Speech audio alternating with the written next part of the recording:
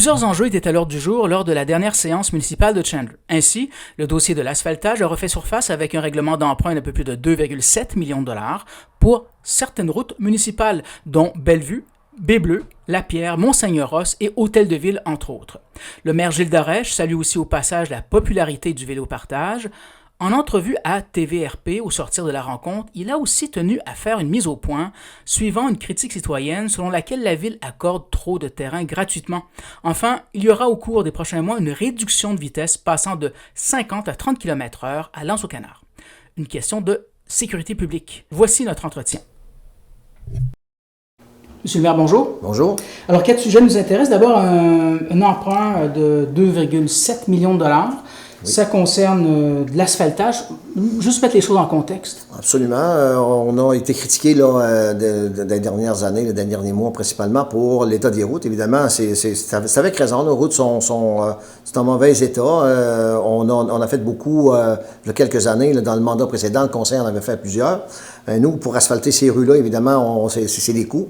L'asphalte n'est pas donné. Hein, c'est presque doublé de prix là, dans les dernières années. Donc, pour ce faire, il faut, pour répondre à la demande des gens, il faut aller avec un règlement d'emprunt, on n'a pas le choix.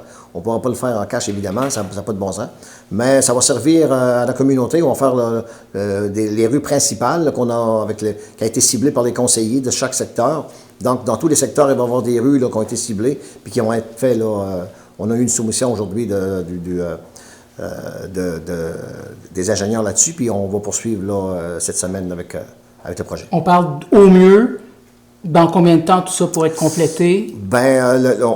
Les gens vont préparer là, les papiers pour ça cette semaine, puis ça devrait sortir là, dans les prochaines semaines. On va avoir un délai plus précis. Plus précis. On l'espère le faire à l'intérieur d'une année? Absolument. OK, d'accord. Concernant le vélo électrique, c'est quand même des bonnes nouvelles? Oui, absolument, parce que les vélos étaient là, mais malheureusement, ils n'étaient pas en état de marche parce que le programme ne répondait pas, le programme de location surtout. Puis il y avait certains problèmes au niveau des mécaniques des vélos. Mais là, tout est réparé. Il y a 2 vélos qui sont en réparation, les pièces sont rentrées, mais il y en a 3 qui sont prêts. Mais c'est de toute beauté parce que cette semaine, les vélos n'ont pas resté là. Moi, de mon bureau, je vois très bien où ils sont installés. Oui. Puis je vois les gens continuellement venir les chercher. Puis c'est une très belle activité pour la ville. On prévoit que si c'est comme ça, pour commencer l'année prochaine, ça va commencer plus tôt, bien sûr. Oui. Puis on va y ramasser cet automne.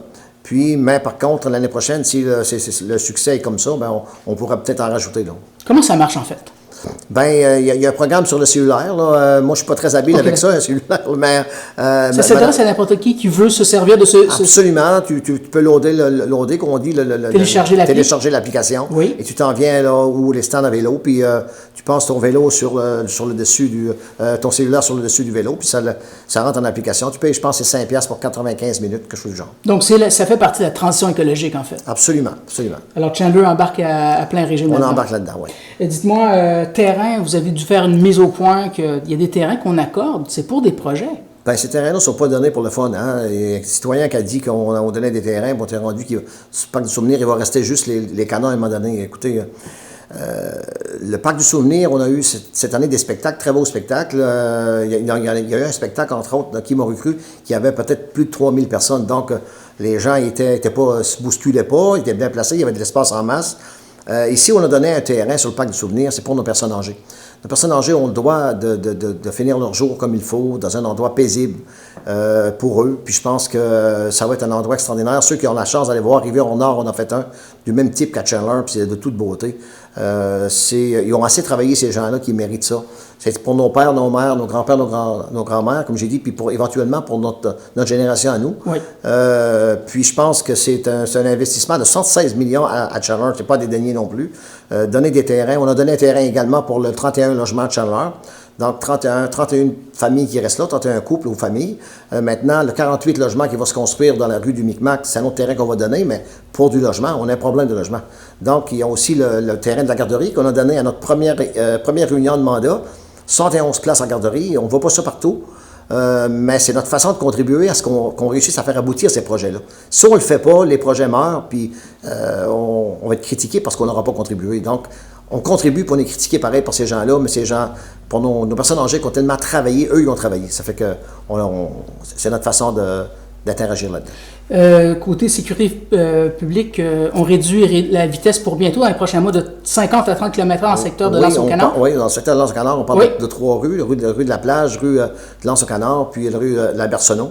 Donc, c'est une demande des citoyens, une demande citoyenne qui était faite à notre conseillère, Mme McGee-Ritchie. Oui. Puis, on a passé la résolution ce soir pour demander une baisse de vitesse là. Je pense que c'est approprié. C'est un secteur qui est très achalandé par rapport au bourg de Barbeau, par rapport au camping du bourg de Barbeau également. Le centre d'interprétation, la plage, la 3e plage, beaucoup de monde qui y va l'été, donc beaucoup de monde qui passe par ces rues-là. Tout à fait normal qu'on fasse notre part là, pour la sécurité publique. Là. Merci, M. le maire. Ça fait plaisir. Vous écoutez votre reflet d'ici. Revoyez tous nos reportages sur notre site Internet.